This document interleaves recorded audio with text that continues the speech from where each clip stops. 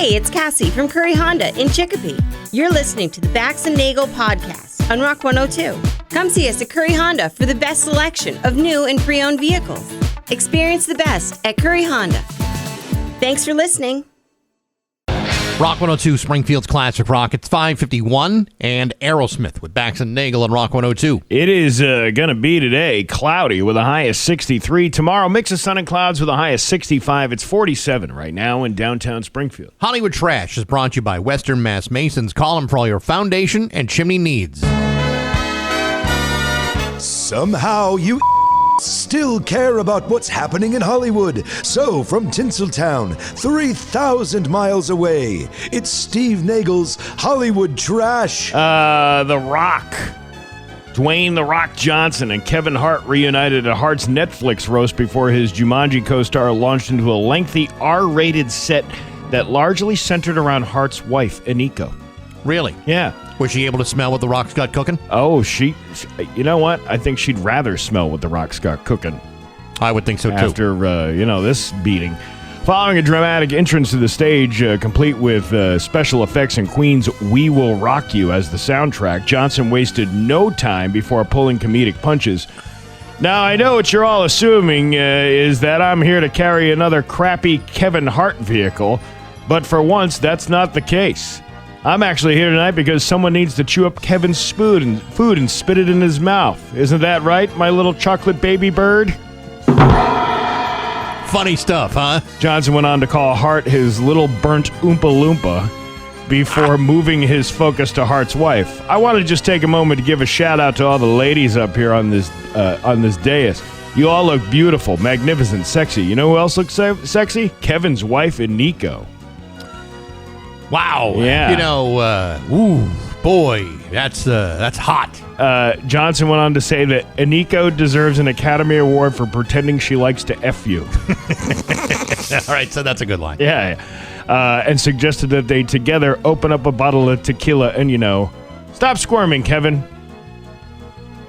You see, this is what a roast is all about. Yeah. To really say some of the cruelest things you would never say to someone's face directly. Well, I mean, it's all in good fun. Sure it is. Yeah. I don't know. I'm not really a big Kevin Hart fan, as far as the... Yeah, but I mean, he's worthy of getting roasted. Yeah, he's worthy. He's roast worthy. But it was something I wouldn't watch, you know what I mean? So... I don't know. That's just me, though. Let's do story. There you go. Here's Savannah Guthrie. Yesterday was Mother's Day. Savannah Guthrie. See, that's someone I would not roast right now. I would show her nothing but kindness. Yeah, but see, laughter is the best medicine. Well, maybe even when your mother is missing. Maybe so. Savannah Guthrie made an emotional plea as the search for her missing mother, Nancy, reaches 100 days. Nancy was last seen on January 31st, and Savannah shared a heartfelt appeal on social media on Mother's Day, urging for her mother to be brought home. The TV presenter has been actively seeking help from the public and authorities in the search for her mother, who's believed to have been abducted. Despite her personal struggles, Savannah continues to host the Today Show and remains dedicated to finding her missing mom. Huh. Yeah, well, I mean, let's hope. I like how they call her the TV presenter. Nobody is calling anybody a journalist or... Well, see, that's a very British thing to say. So whoever is TV writing hosts this or stuff, it's like, she's a TV presenter. That's not an Americanized type of description. Comedy legend Martin Short's career is celebrated in the new documentary Marty, Life is Short, highlighting his iconic characters like Ed Grimley, I must say, and Jiminy Glick. Despite personal tragedies, including the recent loss of his daughter to mental illness, Short remains resilient and emphasizes the importance of love, loss, and survival.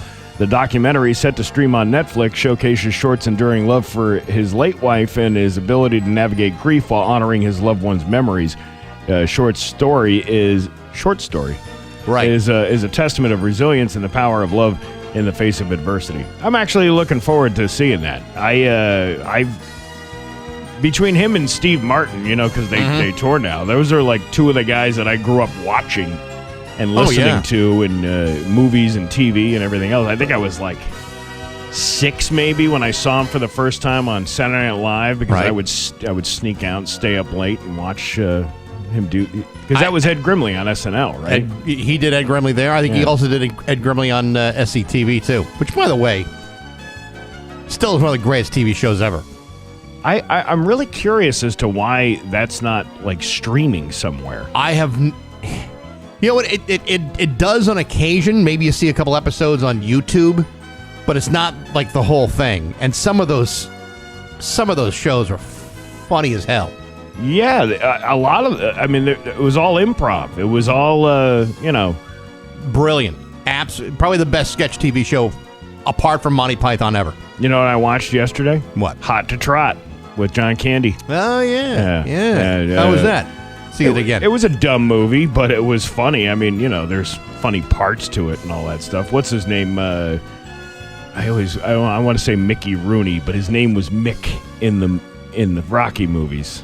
Burgess Meredith. Plays John Candy's horse dad. And then he also he dies, and then he plays a reincarnated horsefly. I see. Talking about the piles of crap I gotta fly through every day. It's been so long since I've seen it, I don't even remember really the plot line of it, but thinking, hey, this is dumb. Well, it had It had Dabney Coleman in it. Dabney Coleman was the bad stepdad in the movie. Dabney Coleman played the best creep ever. And obviously Bobcat Goldthwait plays the son, the stepson, who inherits half of the company, this brokerage firm that they have. It's quite the film. Everything you're saying about it sounds good. Reminds me of how badly I want to see it again. And then, John Candy as the horse is picking up the phone and making trades and giving insider information about what to buy. That would be illegal in today's world. Probably illegal back then, too. Yeah, but what are you going to do, arrest the horse? Yeah, I was going to say, how do you put the cuffs on him? Just fall right off his hooves. It's impossible to do. You wouldn't be able to do it. No. You'll bleed him around by the bit. Besides, how's a horse supposed to dial the phone with those hooves? You know what? They didn't show that part. They just showed him talking on a phone. Yeah. There's a chance that there's some unrealistic parts to this film. No, I thought that was a live documentary about a guy who, he's taking over his brother's brokerage or his stepfather's brokerage. Kim Kardashian was looking a little loose yesterday, wearing no bra and a sweatsuit. Really? Yeah. She must have had something to say. Oh, my God. The last time I looked this loose was when Ray J shoved his king dong into my slopopotamus in that sex tape you can purchase on YouPorn for $39.95. Caitlin? I never got that done and dirty with your mother, Chris Kim, but I once had her open wide for the throat yogurt monster. Uh-huh. She got a little shaver's gurn from the spanker chief. What are you trying to say? What I'm trying to say is... we've been going to therapy and working on our interfacial relationship. Yeah, because we're from different places. Of course you are. We're from two different worlds. Oh, yeah. But, your mother. And that's your Hollywood trash on Rock 102. And now, Bax's View from the Couch. Brought to you by Rocky's Ace Hardware, your grilling destination. Weber, Big Green Egg, Uni Pizza Ovens, and Traeger Woodfire Grills. Hey, good morning, sports fans. How the heck are you? Folks, as many of you are aware, yesterday was Mother's Day, a day we set aside to celebrate the women who bore us. Greeting cards, flowers, brunches, moderately successful, if not obligatory acknowledgement on social media. That's how normal people celebrate the day. After all, you mothers have put up with a lot of crap from your ungrateful children. Kissing boo-boos, sitting through endless dance recitals, soccer practices, t-ball games, posting bail, what have you. Whatever she's done to keep you out of trouble deserves a little bit of recognition, and that's why you do it. However, there are times when acknowledging Mother's Day, especially out of corporate obligation, can fall flat and perhaps cause more headaches than it's worth. New England Patriots learned that hard lesson yesterday after they posted a Happy Mother's Day message on social media, like they do every single year. Normally, however, football fans largely ignore these sorts of posts because we got our own problems. But when your head coach is embroiled in a sex scandal with a married female reporter, in which they're seen at a fancy resort pool or on a boat while she's pregnant, then you can only imagine how football fans across America might respond. And it's not good. since Mike Vrabel might have had the chance to celebrate Mother's Day on a multitude of different levels yesterday, celebrating the mother of his own kids and celebrating the mother of the kids that might be his. Either way, it's a lot to keep track of. Nevertheless, leave it to the New England Patriots fans to take advantage of this innocent yet tone-deaf social media post and begin trolling in a way that only ball-busting football fans can muster. Me personally, I tried to limit my trolling comments to no more than 15 or 16 at a time. But that's me. And frankly, I thought I exhibited a great deal of restraint. Either way, thanks to the Patriots for choosing to ignore these regrettable scandals and hitting send anyway, because that's how Mom would have wanted it. But hey, enough of my yapping. Sports brought to you by Rocky's Ace Hardware. Mow with Ego. It's a double deal at Rocky's. Get an Ego battery-powered self-propelled mower for $649 and get a spare battery for free. Plus, get it assembled and delivered free. Step on it. Double deal is all done tomorrow, May 12th, from Rocky's Ace Hardware. I'm Bax. That's my view from the couch. Rock 102, Springfield's classic rock. Rock 102, Springfield's classic rock. It's 6:12 and 38 special with Bax and Nagle on Rock 102. Cloudy today with a high of 62. Tomorrow, mix of sun and clouds with a high of 65. It's 48 right now in downtown Springfield. An absolutely stacked show. Fitzy from TowningNews.com is going to be joining us after 8 o'clock, brought to you by Next Gen Roofing. Also, the Metallica keywords coming up after 8 o'clock as well. Your chance to see if you can get to the Sphere in Las Vegas to see Metallica. Autumn is Far Monday. Judy Matt's going to be here with Representative Carlos Gonzalez. It's going to be a very, very busy show. Man, I can't wait for that because you know what that means. She's probably going to bring something to eat. Like a smorgasbord of Judy Matt's specials. She's got the whole... She does it. She doesn't need to bring that much. Yeah. She didn't need to bring anything. She has treated us very well over the years. 86 on the chicken parm today. That's restaurant lingo for we're out of that. Yeah, there's no reason to bring that whole filet in here. No, but we will be welcoming them. I can't believe it's pancake breakfast time. I know already. It's crazy, isn't it? It is crazy. Yesterday being Mother's Day, did you enjoy your Mother's Day? Of course. I don't have a mom. Well, let me tell you what it's like. I went to go visit my mom, and we had a pizza together, and it was very nice. And then I got stuck in unsolvable traffic on the way home. It sounds like a perfect Mother's Day. It was the best Mother's Day you could ever possibly imagine. I'm glad you're carrying the burden for your mother traveling, what was it? Usually like an hour and a half drive. It turns into 3 hours. It was almost 2 hours, 45 minutes. Yeah. See, that's how much you love your mother. You would sacrifice yourself to sit in that traffic for all of that time. Does she realize how much you love her? Well, I think she does now if she's listening to the podcast. But I'll tell you what, if you've ever seen the miracle of birth, if you've ever seen it happen, and what goes on with the female body at the time that she's pumping out babies, you just got. There's a part of you that says the least I can do is give her a card. Yeah. Well, you drove out there. Well, I drove out there, but does she know how much gasoline is right now? Well, that's ridiculous. $4.45 a gallon, and it cost me almost $70 to fill my car. That's what I'm saying. That's the kind of love I have for my mother. Well, I hope she knows that the liquid gold you spent driving all the way out there, and you probably wasted more gas waiting in traffic. Oh yeah, because I was idling for the longest time. But you go out there, you blast a lot of gas. You got the greeting card. You got a nice little gift certificate inside. Then I bought the pizza. I got to tell you, that's almost a $4,000 day. Yeah, see, considering what I went to, but Mom is worth every penny. $4,000. I may be more like $40. Well, no. $14. No, the gift card was a little more than that. All right. Well, all right. As long as you took care of her, that's all. That's it. Look how the life she gave you. I know. You should be very thankful.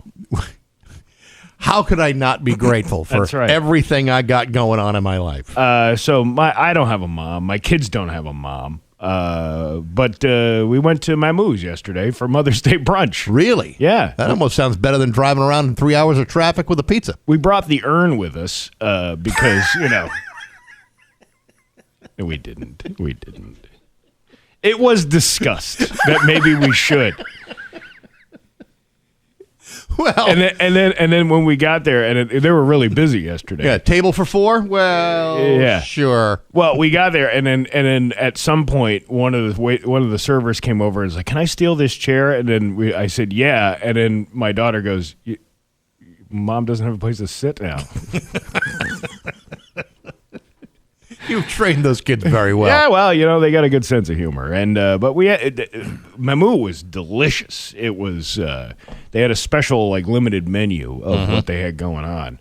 So we had fried oysters. Ooh, yes. That was like an appetizer thing. Real and then good. They had this I don't know what it was called. It was some kind of toast. It was it was almost like a poached egg over the top of pastrami. Really? Like a fried pastrami. You had me at toast. I know. Well, you think I don't know if it was you and and Chef Wayne, God rest his soul. But anytime I think of that man, I think anything that's going to be served is going to be absolutely delicious. Because I don't think I've ever had anything bad, or something I didn't like from when he had the other place too. Yeah. I remember years ago going down there, and it wasn't until just a few years ago at the Bright Nights Ball that he remembered my name, which was which is fine. He sees a lot of people, but I remember one night going there, and we're sitting at a table. We were put at a table with complete strangers because that was kind of the way things were done. Yeah. And he just comes up with a big platter of crawfish and a bottle of wine of his own, and sits with us, and we start eating. It's like, well, that guy, that's freaking cool. Hey, a guy was a good man, and he knew what he was doing Oh, as far when it came to the kitchen stuff, and he knew his bourbon too. He was one of those bourbon connoisseurs. But anyway, so I had for the mains, both of my kids had the Mamu Benedict, which was cornbread. Yep. And one of my daughters had the ham and cornbread. With the eggs and the potatoes and all that stuff. Right. And then my other daughter had the crab cake. It was you could get it different ways. Ooh. And there was another one that was a chorizo, but I didn't, or andouille, I'm sorry, andouille sausage. But I didn't get that. Oh. I got the catfish and grits. How was that? I even need to ask you, how was it? Well, I mean, you already know the outcome, how delicious it was. I never liked grits because I never had them properly. My dad would cook grits when we were kids, and it was just that instant, cream of wheat type of... And that's it. Whatever. No flavor, no nothing. No flavor, no nothing, maybe a little butter on it, whatever. Until you've actually had somebody who knows what the hell they're doing in Southern Kitchen and having grits... With lots of cheese and shrimps on it. And then, now anytime I go down south, I immediately order grits because I know they're going to be better than what the instant ones that I had when I was a kid. But that was some pretty good stuff. Yeah, that sounds awful good. Shout out to the Mamu for that place was packed yesterday. I got a pizza yesterday, which was my mom's second choice because the place that she wanted to get a pizza from was closed for the day. I'm thinking, closed on a Mother's Day? A restaurant? It'd be like the busiest day for any restaurant, Mother's Day. So I had to go. We had to have the B tier pizza for Mother's Day. I couldn't get the A tier. So I tried. Wow. I did my best. I'm sorry. For all the talk we do about food and all the different delicious ways of how both you and I are pretty savvy in the kitchen. Yeah. You didn't cook your mother something and bring it to her? I've done that before. But the initial plan was to go out. Yeah. And when I got there, she was a little tired. I was a little tired, and we just said, well, let's just get a pizza. And that was simple. Oh. We punted. You are the prodigal son of that family. Oh, I really am. Yeah. Actually, the only son. But I am still. the only son, but nevertheless, prodigal without question. Are you a fortunate son as well? At times. Yeah. But it ain't me. It ain't me. It ain't me. I ain't no fortunate son. It's 6:20 with Bax and Nagle on Rock 102. We've all been there. Rock 102, Springfield's Classic Rock. It's 6:26 and Stone Temple Pilots of Bax and Nagle on Rock 102. Liam's got the full forecast for you. Hey, this week on Baxy's Musical Podcast, my guest is Ian Dench from the band EMF. Remember the 1991 classic Unbelievable? Unbelievable! It was a huge international hit. Well, anyway, EMF is going to be at the City Winery in Boston tonight, and at the Space Ballroom in Hampton, Connecticut on Saturday. They got a brand new EP out called Reach for Something Higher. We talk about all of that. Plus, we talk about his Grammy-nominated songwriting career, and he was also the former vice president of A&R at Epic Records. Guy's had an amazing career, really cool guy. And you can hear that interview on Apple Podcasts, Spotify, YouTube, and on the app, brought to you by Metro Chrysler, Dodge, Jeep, and Ram at Chicopee, and Rock 102, Springfield's Classic Rock. All right, I'm wearing my shirt today. Yeah, I was going to say, you look pretty smart in that Fun Bag T-shirt. I do. Now, I don't know. You take it off, I look dumb, I guess? Is that what it is? You would be, if you took it off right now and went topless, yes, you would look stupid, especially when Judy's coming in here later on. That would be classless. I don't know. I think maybe she wants a gun show. You think she wants a gun show? I don't think so. And You don't think so? She's coming in here with Carlos Gonzalez. I think she wants to, have good impressions made. I guess. Carlos hasn't been in our studio. Either is Judy, for that matter. Why can't I do what I need to do? Are you ready to laugh? Go topless tomorrow. Yeah. Yes, let's laugh. I got tassels and everything. It's Bax and Nagle's Joke of the Day I'm funny how? I mean, funny like I'm a clown, I amuse you, on Rock 102, I make you laugh. Springfield's Classic Rock. So a man walks into a church confessional and says to the priest, "Bless me, Father, for I have sinned. I was with 7 different women last night." Right? 7? Yeah. And the priest is silent for a moment and says, "My son, go home and cut 7 lemons in half, squeeze the juice into a glass, and drink it down in one gulp." And the guy goes, "And then I'll be forgiven?" And he goes, "No, but I'll wipe that smirk off your face." You see? 'Cause he was pretty happy that he had 7 women. He had to tell somebody. Well, you can't just tell anybody. At least that's more like a You gotta tell everybody. lawyer-client privilege kind yeah. of thing. Yeah, man. How about that? Bax and Nagle in the morning on Rock. 6:32 with Bax and Nagle on Rock 102. It's time for news, and it's brought to you by Geisler's. Tell them you got it at Geisler's. Here's local radio icon Steve Nagle. Thanks, Bax. Top story over the weekend. A bear cub was spotted in the backyard in Montgomery trying to take down a bird feeder on Friday. Steve, are you trying to tell me that in the woods of western Massachusetts, one might occasionally find wildlife, in particular a bear? That's exactly what I'm saying.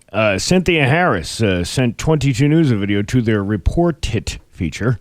A video of a bear standing on its hind legs and making its best effort to reach the bird feeder. The cub walked upright in a circle in what Harris called a, quote, dance, unquote, before eventually giving up on its potential snack.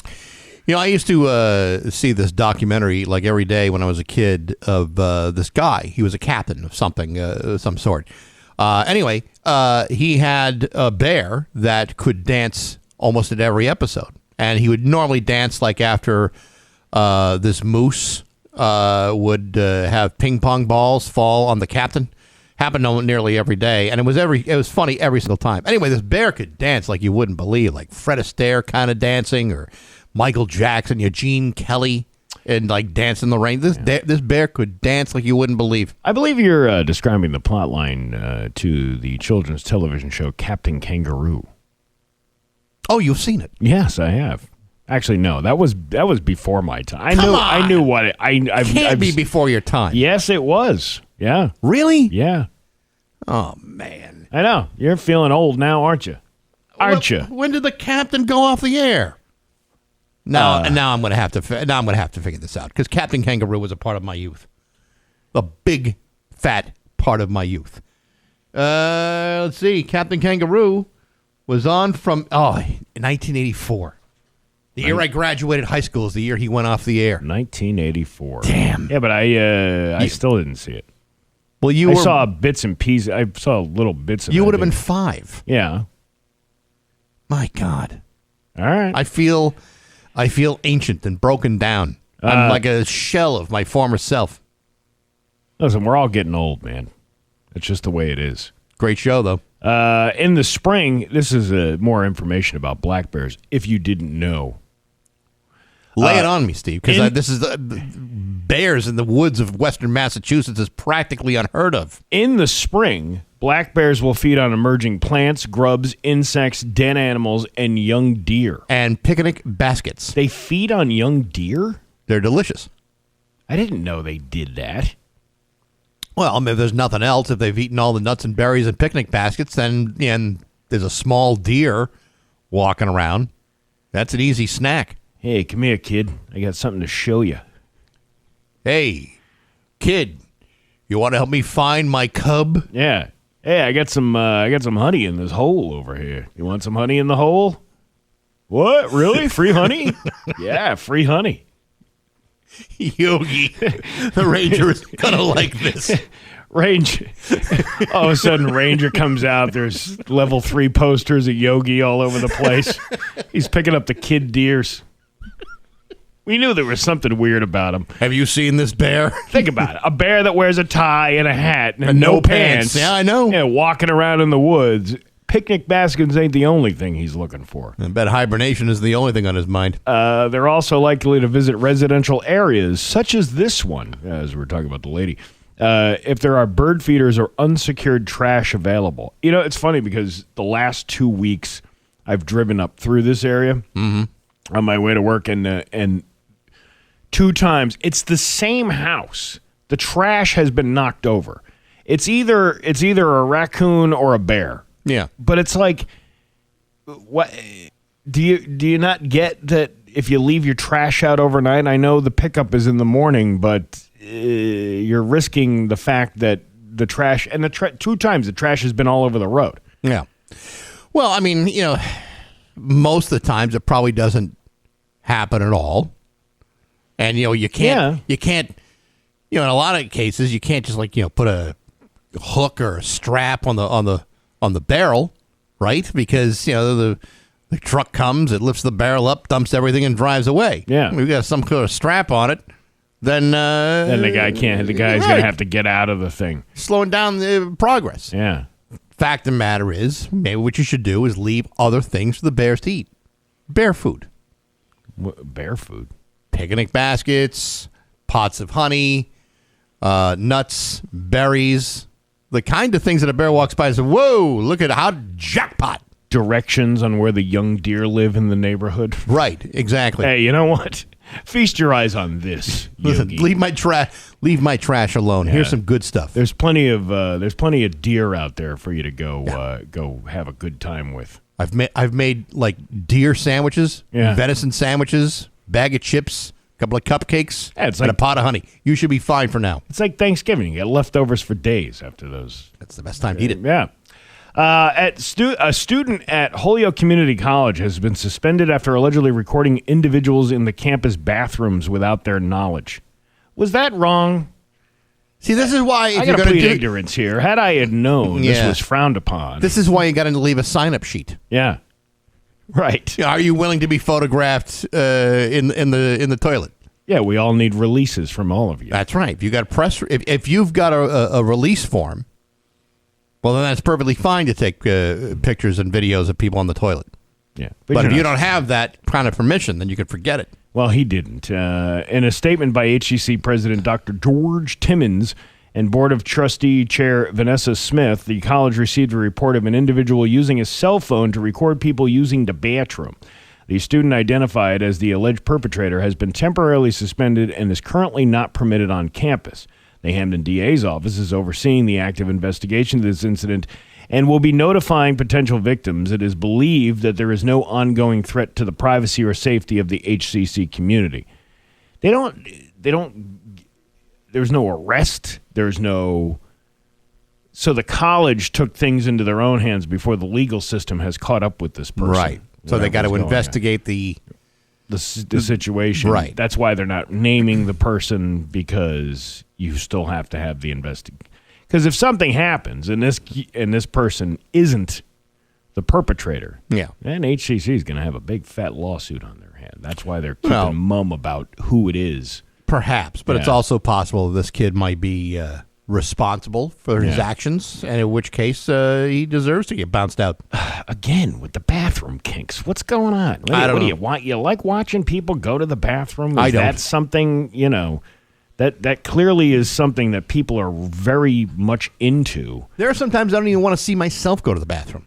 I know. I hate being in a bathroom where a mirror is looking like you directly in the face. Oh, like, I know. You ever go into one of those places? Yes. Somebody's house and they got like a mirror right in front of you or to the side of you that you can see. And you realize, what that visual looks like to other people that might walk in on you. I don't want to see this out of myself. I don't want to see anybody like that.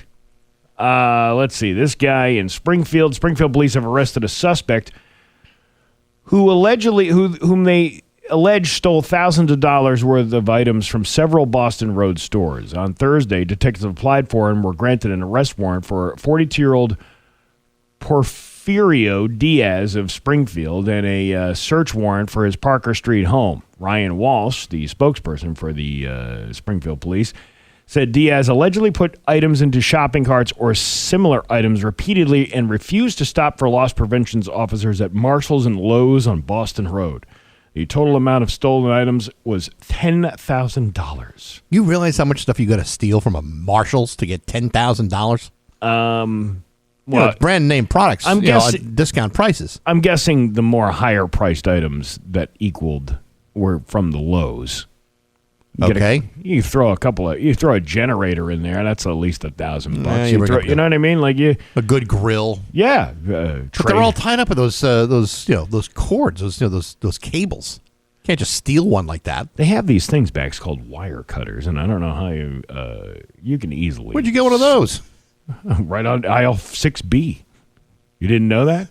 Actually, I had no idea. Lowe's, I like Lowe's because, first of all, it's not Home Depot. And secondly, they have, like, if you go on their website, it tells you exactly what aisle the stuff is in. Like, it'll tell you, Bay 6, aisle 2, whatever, Yes, I know you'll get more service at a Rocky's Ace. Oh, there's no question. All you have to do is look for a guy or a woman in a red smock. They'll actually walk you right to the right aisle. But if we're talking about big box stores, then that is the one. Lowe's is my choice over Bone Deep Throat. So I prefer a local family-owned business that's been around for over 100 years.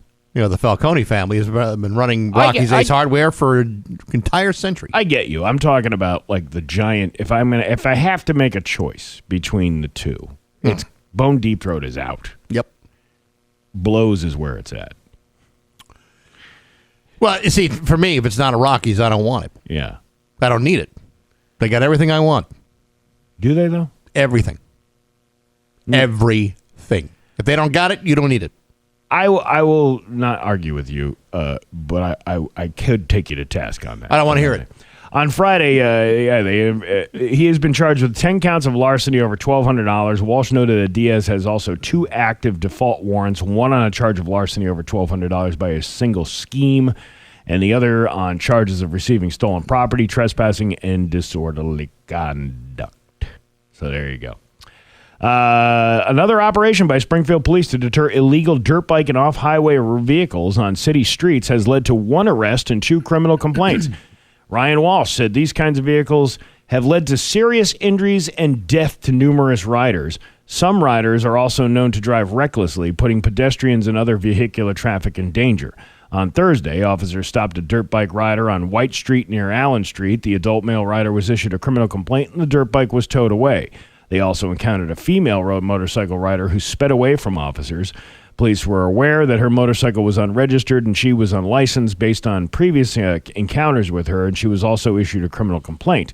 Also Thursday, a dirt bike rider identified as Davian Arroyo of Springfield was spotted on Freeman Street and tried to get away from police, but the bike stalled out. Oh man. Nuts. That is like one of those dramatic movie moments where like the car doesn't start when you need it to start the most. Or you're fumbling with your keys. Yeah. Next thing you know, the ninjas are coming at you. Yeah. He was arrested on the 100 block of Hamlet Street on charges including operating a snow or recreational vehicle on a public way, unlicensed operation of a motor vehicle, unregistered motor vehicle, uninsured motor vehicle, failure to stop for police, and a snow or recreational vehicle helmet violation. That's the one he's really fighting. I hope they throw the book at this kid. I hope so, too. On Saturday, hundreds of people from across the Pioneer Valley showed up to meet the legend of the 70s hit TV show Happy Days. Ralph Malph? Henry Winkler. Oh, that one. The one who would not come on our show and do an interview with us.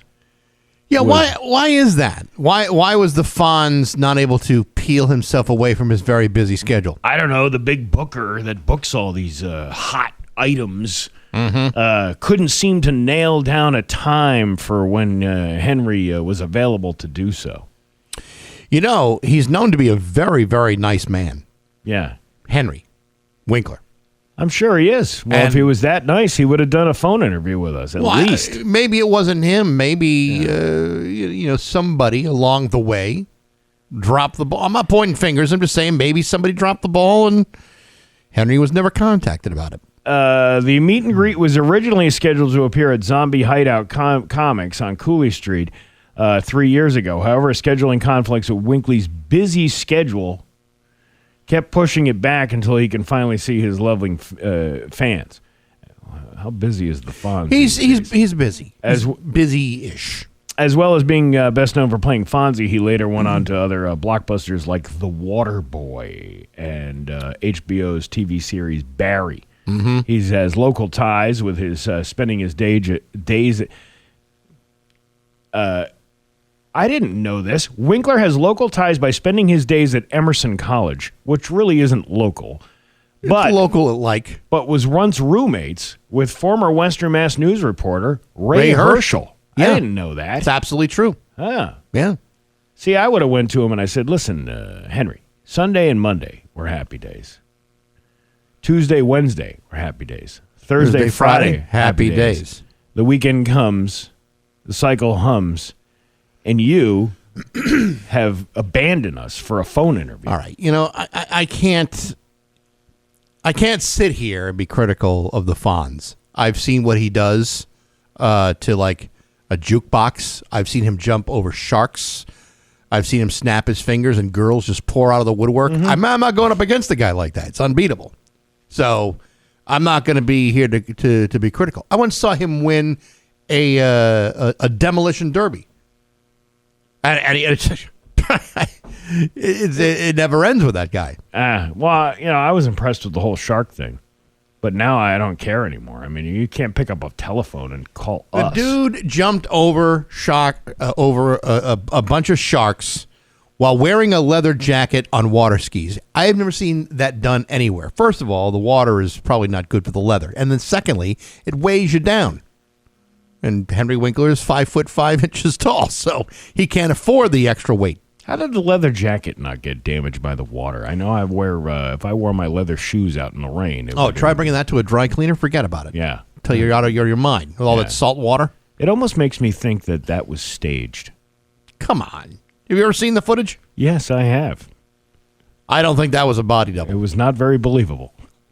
I thought it was very believable. Your Pioneer Valley forecast is going to be cloudy today with a high of 62. Tomorrow, mix of sun and clouds with a high of 65. It's 48 right now in downtown Springfield. I'm Steve Nagle, and that's the news on Rock 102. Oh, yeah. Rock 102, Springfield's Classic Rock. It's 6:54, and the Doors of Bax and Nagle on Rock 102.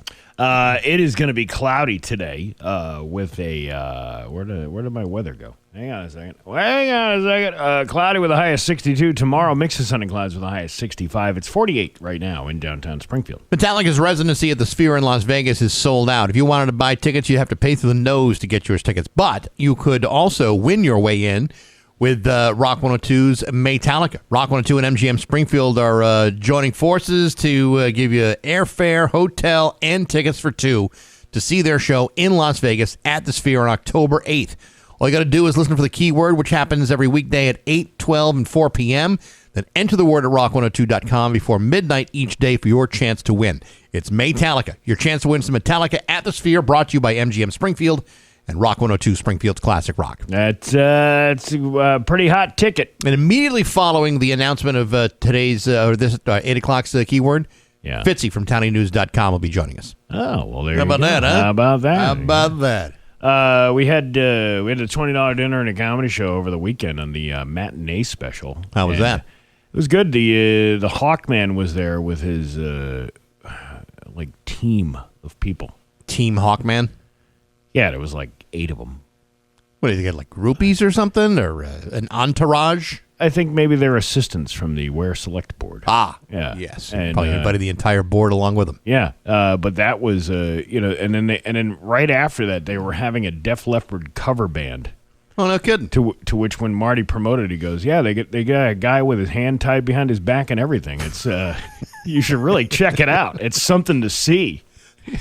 But we heard that it was. But after the show was over, they were doing the sound check, and they sounded pretty good. They sounded pretty good. Even they hadn't had any people in there yet. It was pretty good. I hosted a hell of an event on Saturday. Yeah, tell me about the that. 64th annual Kids Fishing Derby at the VFW in Hamden. Absolutely fantastic. 64th.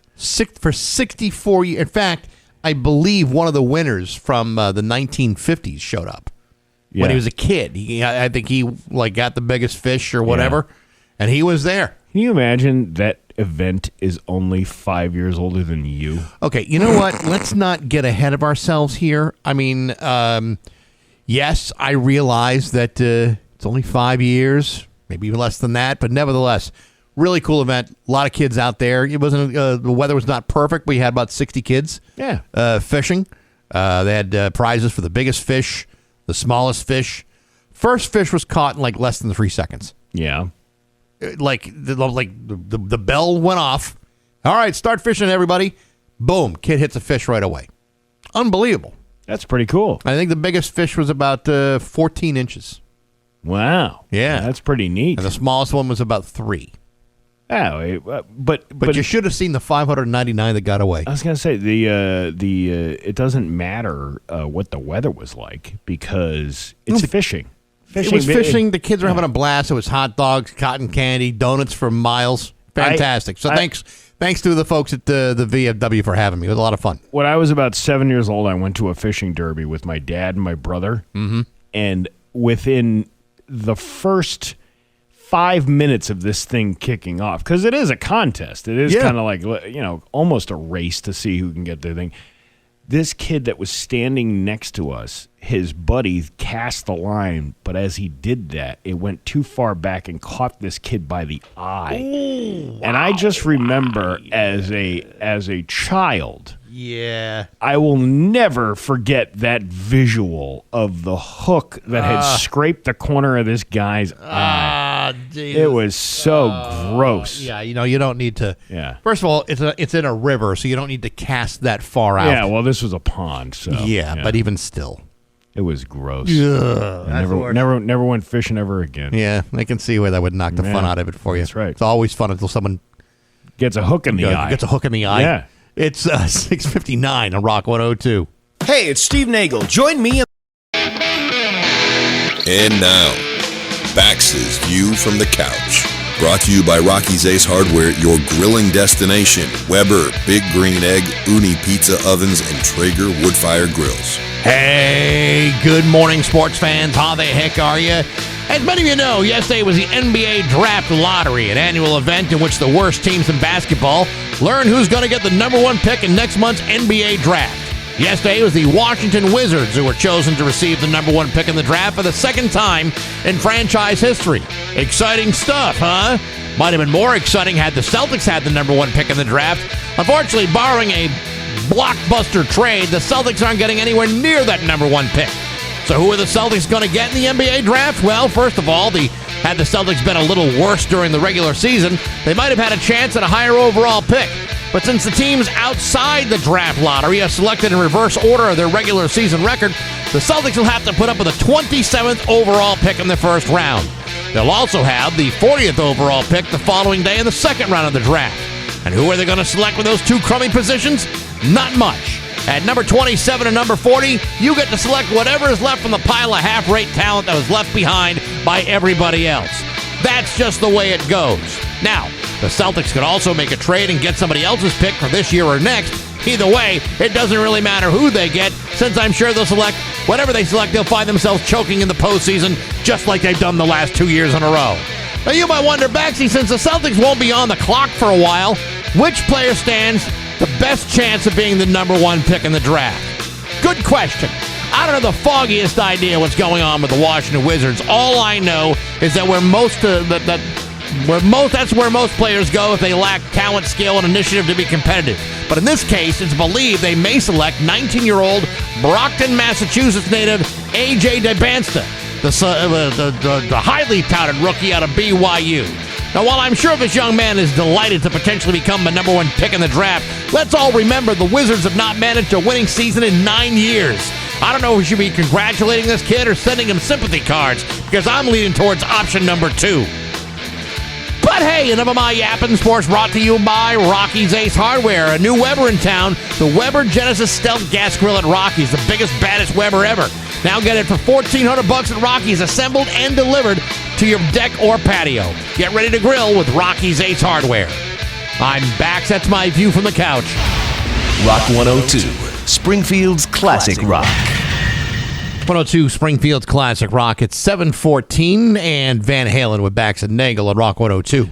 It is going to be cloudy today with a high of 62. Tomorrow, mix of sun and clouds with a high of 65. It's 48 right now in downtown Springfield. Got Fitzy from TownieNews.com coming up after 8 o'clock. Also got the Metallica keyword for you just after 8. And also Judy Matt from the Spirit of Springfield will be here along with State Rep Carlos Gonzalez. The pancake breakfast is coming up. So we're going to be talking to Judy about pancakes.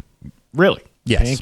Pancakes. Have you ever had something that you did in your job, in this job, that you meant to do one thing, but then you made a big mistake, and it turned out? Yes. Yeah. It was the day I'll say, yeah, I'll accept the job. Perfect. Yeah, because this is very much like what I'm about to talk about. Okay. There's a Florida doctor who was charged with manslaughter after he was accused of removing the wrong organ during a surgery, resulting in the patient's death. Said he, quote, couldn't tell the difference between the patient's organs.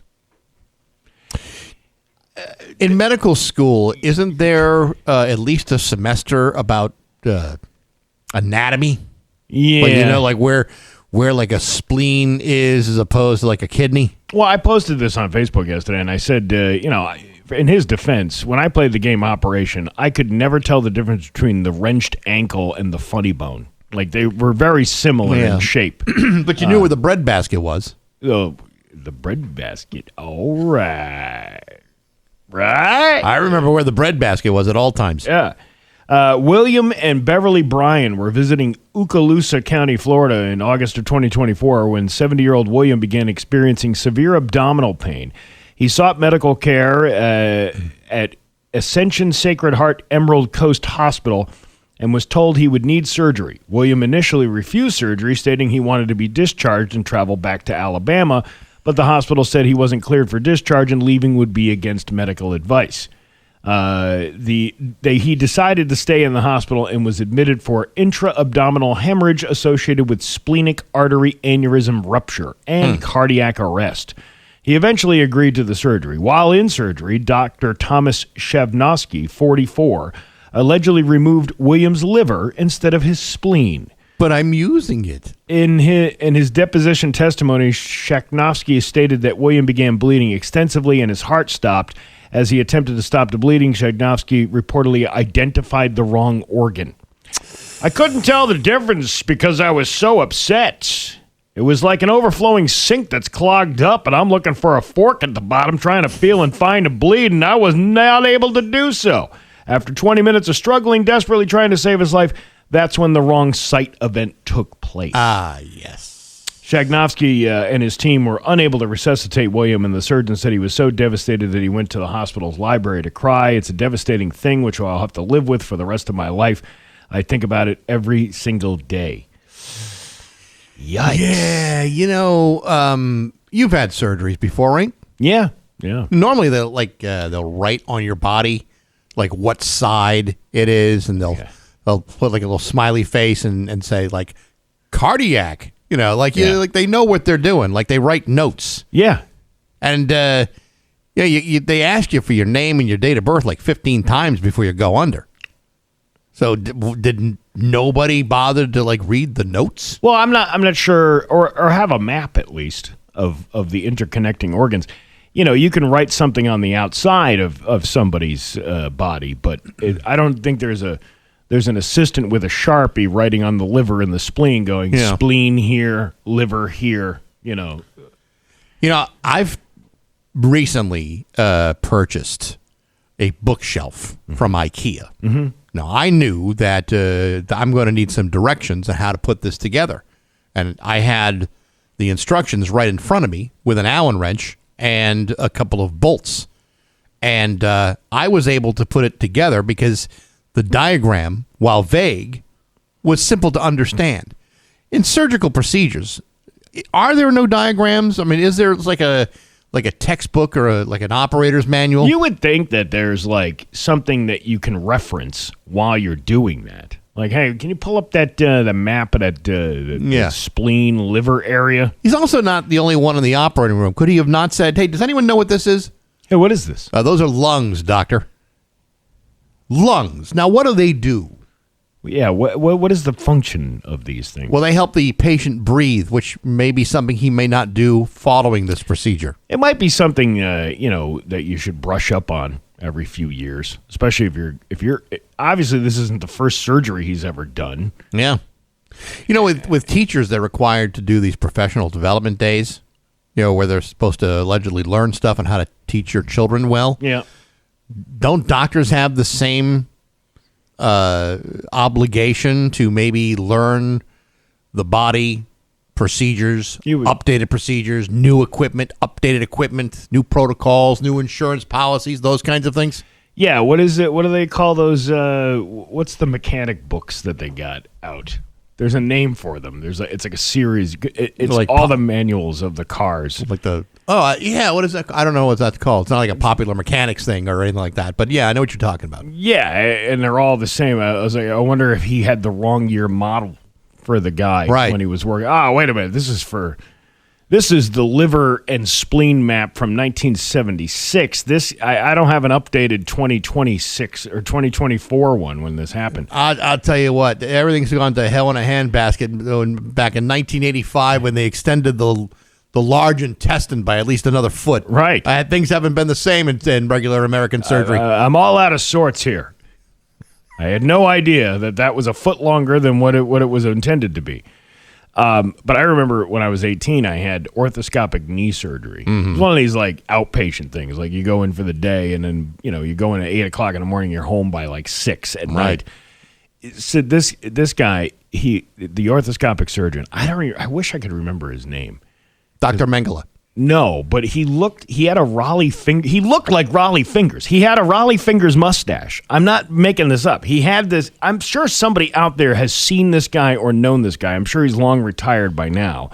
But he had this Raleigh Fingers mustache. Maybe it was Raleigh Fingers. He worked at New England Orthopedics, and he was a surgeon. And he had this. He right before I went under, he grabs the wrong knee and goes, "It's this one, right?"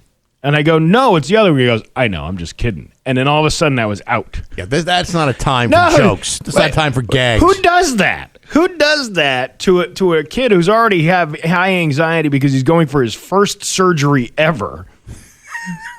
And is getting knocked out with whatever the anesthetic is. Yeah, that'd be like if he showed you like a giant croquet mallet. Yeah. Okay, we're ready to put you out under now. Do you know how unnerving that is when the guy goes, "It's this one, right?" And it's the wrong one. No! I'm just kidding. I know, because they had marked it. You could see that they had marked it. Are you sure that it wasn't Raleigh Fingers? Because I've seen him retire the side with surgical precision several times when he played for Oakland. It could have been. He could have. I mean, what do they do when they retire from baseball? They got to find something to do with their time. Well, let me see. If I remember what Raleigh was doing after he retired, I believe a lot of drinking was involved. Maybe that's why he was asking which knee it was. That's why which one is it? That's why he started performing surgeries. Yeah, so there you go. Rock 102. GG Inc.'s. It's 7:25 at Bax and Nagle on Rock 102. Liam will have the forecast. Just a couple of things to follow up on. The automotive books were called, there were the Chilton manuals. The Chilton manuals. There was also the Haynes manuals, but I was thinking of the Chilton one when I was doing that. Gotcha. And what about the Kinsley manual? No, that's for plumbing. Are those plumbers here tonight? No, they're only here on Friday mornings doing their terrible shout-outs to all their people that they're getting a plumbing trade in. Right. What was the other thing I was going to say? His name was Dr. Shirtoff. Dr. Shirtoff. You would think it would be spelled shirt off. It's CHERTOFF, but I believe he did perform surgery with his shirt off. You don't know. You have no idea. You're knocked out. They knock you out with that propofol stuff, and they're wearing scrubs. Yeah. But how do you know that he's not? How do you know what's going on during the surgery? You don't. They could be taking their clothes off. They could be taking selfies with you. Yeah, they could be looking at your naughty bits and stuff like that. Yeah. You don't know. Yeah, you're knocked out. What would you know? Hey, can you imagine that? Pictures of yourself during surgery of your naughty bits going, hey, look at this guy. He brought the cocktail wieners with him today, huh? A little smoky. That's what we're going to call him today, a little smoky. Looks like a scared turtle on a block of ice. Yeah. I don't know if you're aware of this, but Steve Nagle is throwing a party, and you're invited. Who's that? I don't know, but what party is this going on? It's Saturday, June 20th at Vanish Valley in Ludlow to celebrate the start of summer and to help raise money for Rick's Place. Rick's Place, as you know, provides free support to grieving children, teens, and families after the loss of a loved one, and we want to help them continue the good work. There'll be live music, loads of activities to keep the kids entertained, prizes up for grabs, food, beverages from Vanish Valley, hot rod dog food truck. Is that how it is? Hot rods. Hot rods, dog food truck. Is that dogs, hot dogs, rods. I don't remember. Are they selling hot dogs? They're selling dog hot food? dogs. I believe it's called hot rods. Okay. Yeah. Also, malicious ice cream will be there. You can get your tickets at rock102.com. They're just $10 and 21 cents. That winds up being $102, if I'm not mistaken. Yeah. Plus So then there's a small ticketing fee, which throws it off. So it was our intention to make it 10.21. Yes. It's Steve Nagle's summer kickoff party, June 20th, noon to 3 at Vanish Valley in Ludlow. Brought to you by Dave Miner Exterior Home Improvements, Aquapump Father and Son Garage Door, and the Hawkman. I don't know how that was allowed to happen. And Rock 102 Springfield's Classic Rock. Well, he came up with the money. It's all of the money. This isn't like a regular commercial event where, somebody is right. Like the station is not making any money off this. We are donating our time and our efforts to raise money for Rick's Place. 100% of all that money goes right to the organization. So Hawkman came up with the appropriate amount of funds, donated it, and now it's kind of. It kind of makes sense. I mean, very generous. He's almost dead, so My God. Well, maybe his family's going to be needing services. Well, I don't knows? know. I think they'll be okay. Well, I'm just saying, it's nice that he wheeled up to the plate. Be that as it may, congratulations to him, and thank you for all of our sponsors. Again, Steve Nagle's summer kickoff party, June 20th. There you go. Okay? Mm-hmm. We got news next on Rock 102. 7:32 with Bax and Nagle on Rock 102. It's time for news, and it is brought to you by Freedom Credit Union. Freedom is yours. Here's local radio icon Steve Nagle. Thanks, Bax. The headline, officials respond to dumpster fire in East Hampton. The whole town was on fire? No, just one dumpster. East Hampton crews put out a dumpster fire on Holyoke Street on Thursday, and we're just hearing about this now. Mm-hmm. The East Hampton Fire Department stated that at approximately 2:28 p.m. on Thursday, a report was received regarding a dumpster fire next to a residence on Holyoke Street. At the time of the call, there were 5 firefighters on shift, with only one available at the station to respond due to simultaneous emergency calls. The available firefighter and training officer coordinated efforts to arrive at the scene together with an engine. The fire inspector left a scheduled inspection to assist with the incident, and the off-duty deputy fire chief also came to support. You just said duty. I did. Crews used 2,000 gallons of water to fully put out the dumpster fire and prevent the flames from extending to a nearby home. No injuries were reported. That's a lot of water for a dumpster, isn't it? Just you and me, kid. Ain't nobody else around here. Are you up for the challenge? We got 2,000 gallons of water. We got a big ladder, and it's dark, and we're wearing sunglasses.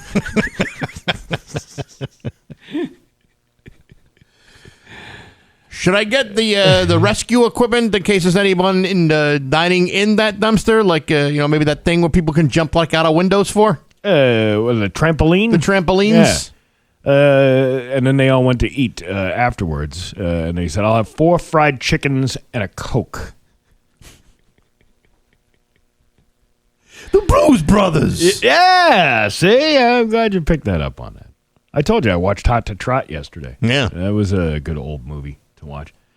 Let's see. Buzz Aldrin observing a fairly bright light source while aboard Apollo 11.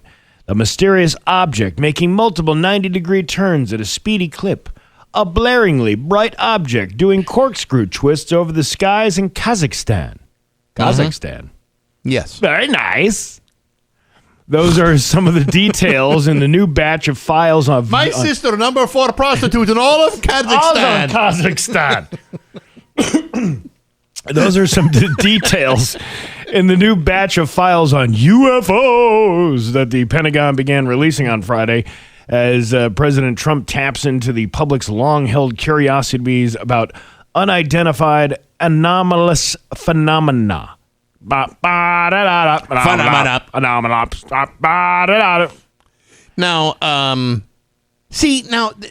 I remember there being stories of Buzz Aldrin coming back and falling into this depression because, for whatever reason, no one wanted to say what this is all about, but he was having some problems when he came back. We've all had... vacations where we didn't want to come back home and go back to work. But it's still, maybe this is all very much connected. Maybe Buzz saw some things up there that nobody wanted to believe him. Maybe Buzz got hit in the head with a boom mic while Stanley Kubrick was filming the entire thing. That is a conspiracy that has never been proven. You know what?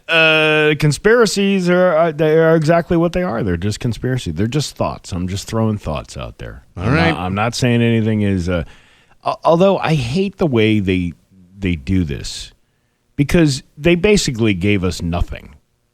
There's really nothing there. We've already heard that there are pilots. We've seen video of the pilots, from years ago already saying that this unidentified object, speeds out of the way of the radar when they're trying to track it or whatever. You know what sucks? Can I just tell you what sucks? I'm going to tell you what sucks.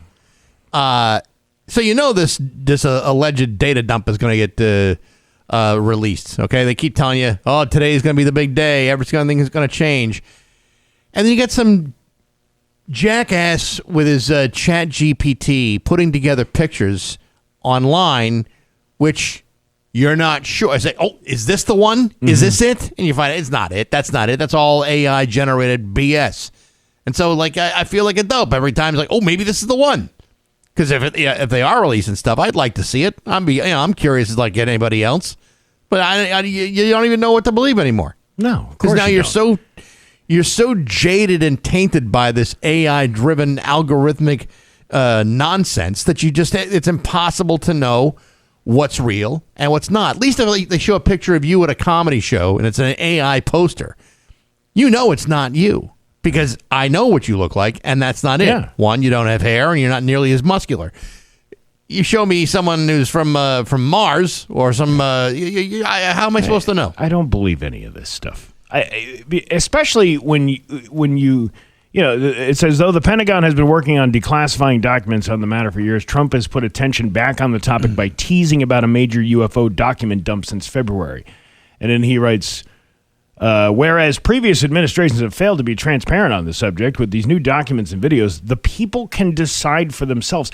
Just tell us what is this? I don't understand what this breadcrumbing of information, and it doesn't even reveal anything. Well, see, other than the fact that there might have been something weird going on in the sky. Even if they threw you a bone, I think it probably represents only a minimal fraction of what they probably do have. I mean, I find it a little arrogant to believe there's like no other life in the entire universe. But nevertheless, what would be so terrible to just have a little bit of transparency? Say, we got something, we don't know what the hell it is, but here's a picture of it. Look real quick. Boom, there it is. And then you hide it. Yeah, and there was this. These pastors are being. See, this is going to be. This is. I think this might be the thing. They have information and they don't want to reveal it because it would completely destroy religion. Religion is based on the fact that you have this higher power out there. Most people see as God or whatever, and then there's all the different religions that follow all that stuff. But most religions believe that in this higher power of this being that nobody can see. Right. It would completely unravel these churches because it conflicts with what the beliefs are of how the earth was created and all that other stuff. So that conspiracy has been out there that it would have a potential negative effect on faith-based religions and what have you. But if you're only going to give us little bits and pieces of what you have with no explanation or understanding about what we're looking at or what this means, there's no full first of all, there's no full disclosure on any level of the government whatsoever. They're doing loads of stuff we're never going to hear about and never understand. Then why even bother saying that you're going to disclose things when you really are not? There is really no information that came out of this dump on Friday that is... Yeah, and it doesn't put us any further into proving these theories that of what was happening or disproving. And there's probably a lot of information that was kept from when they dumped all the stuff on the Kennedy files. But why do they do it then? Why do they bother doing it if you're not even going to give the illusion that they're transparent? That you're being transparent and you're never. And it's not. Listen, it's partially transparent. It's not fully transparent. The last thing the government wants you to know is the full transparency and truth of everything they're involved in. I don't believe for a second that they're willing to give you every bit of information. I just don't buy it. It's actually almost tiring. And then just watch these people online going, "Oh my God, the government! Look at it! They didn't give you anything. There's no other." Thanks for the redacted file that you released. Somebody went no information. Somebody went really crazy with that black Sharpie. Well, black Sharpies can have a... Oh, my God. When was the Sharpie invented?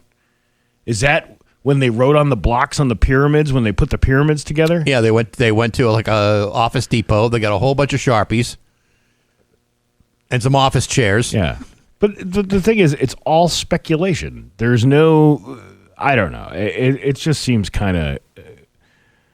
showboating for something that you maybe if you and the other thing is it's like if the aliens already and all these secrets are being held at Area 51, don't you think anybody like an attack would have happened already to get those the aliens that were the belief is taken in? The belief is it's not that if it is that there have been aliens here all along. They're not here to attack or to be violent, but to prevent us from being violent amongst ourselves. Again, which that really hasn't happened. Well, they're talking about nuclear war type of stuff. Okay, so that we haven't really. We don't want you to do anything violent. Right. That Holocaust thing. But that's okay. But as far as the nuclear bomb going off, we don't want that to happen. That's right. Even though there was 2 dropped on Japan back in the 1940s. Those were atomic, not nuclear. Big difference between the two. But nevertheless. Still, population wiping folks. Right. Yeah. Well, again, Steve, this is all about interdimensional beings, and if you wipe out one dimension, you destroy dimensions all across the universe. And you can imagine how disruptive that would be. Well, then, of course, they would try to intervene to make sure nothing like that ever happened. I think it's all just a bunch of hogwash. Well, I got to tell you, Steve, I've learned a lot from TikTok, and there's no reason to believe that any of it is false. Yeah, because when somebody on TikTok says something is true, it's usually very well researched information. Yeah. Listen, they've gotten their information from other TikTok videos. I was watching this video of this guy the other day talk about what he thought he knew were signatures on guitars around a radio station. That's right. You saw that too? I did see that too. Interesting that you should point that out. And I could just tell he was full of crap as soon as he pointed at the signatures. I didn't say who was on it. Well, the comment. I mean, the people were. I'm sorry. I meant to say the comments on the video. I can tell you who each one of those people are. No, you can't. You're Mr. Confident over there. Listen, Who the hell does he we've know? had these guitars in our possession for 30 years. Most of the people have signed it either dead, out of the industry, or completely indecipherable, scratch marks on a guitar. Yeah, I still have no idea who any of those people are No, on there. of course not. Let's see, because I did identify one of them, didn't I? Well, the one that I identified is they wrote Creed on the guitar, which to me, decreases the value of a guitar by an exponential amount. I said to you, Mike, I can't believe you don't recognize the Rockstar Energy Drink one. That was back in the day when we were visited by the indie rock, country, folk, EDM, glam, punk, classical, R&B, disco, funk, metal band, the Chafing Unicorns, when they played their only hit, Glitter on My Taint, which went all the way up to number 7,536 on the Billboard Hot 100 that year. Hard to believe it. People don't remember that one. Isn't that weird? I know. You ever hear Glitter on My Taint? You remember that now? I know it's got a great beat, but you can't dance to it. Wait a minute. Was I thinking of Heidi West? Your Pioneer Valley forecast today is going to be cloudy. That's where the glitter came from. Yeah, remember the unicorn used to ride in that parking lot every day? I sure do. 62 for a high today. Tomorrow, mix of sun and clouds with a high of 65. It's 50 right now in downtown Springfield. I'm Steve Nagle, and that's the news on Rock 102. Oh, yeah. Hi. Rock 102, Springfield's classic rock. It's 7:52 in Zeppelin with Bax and Nagle on Rock 102. Going to be cloudy today with a high of 62. It's 50 right now in downtown Springfield. So we got Fitzy from TowningNews.com coming up next hour. We also got the Metallica keyword to give you right before that happens. And then later on, next hour, Judy Matt from the Spirit of Springfield along with State Rep Carlos Gonzalez. They'll both be here to talk about the pancake breakfast, which I believe is happening Saturday. Yes. Saturday. Saturday, yeah. All right, very good. So that is coming up in just a little bit. It's gonna be pretty cool. It's gonna be really cool. Pancake breakfast is a nice event. Always like going to that thing. I haven't been in a few years. I unfortunately will not be there this weekend either, but nevertheless, always fun, always a good time. What else we got going on? We got Fitzy's coming up after 8 o'clock. Right. We'll talk all Boston sports. He's a little alarmist. We just got to calm him down. He's not an alarmist. He's a New England sports fan. That's what we do. Well, that's it.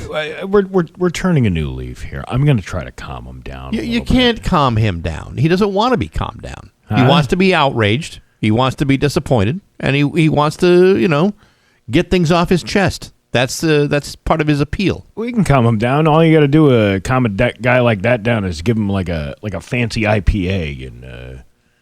Okay, but it's like after it's 8 o'clock in the morning. I mean, well, he's already been drinking since 6. Is he really a true New England sports fan then? Huh? Are you telling me a true New England sports fan doesn't drink? The state of Massachusetts, the bars don't open till 8 o'clock in the morning. Well, this is the perfect time for him to crack one open then. Well, I guess you could make that argument if you need. Get him a nice little blueberry IPA, something low alcohol.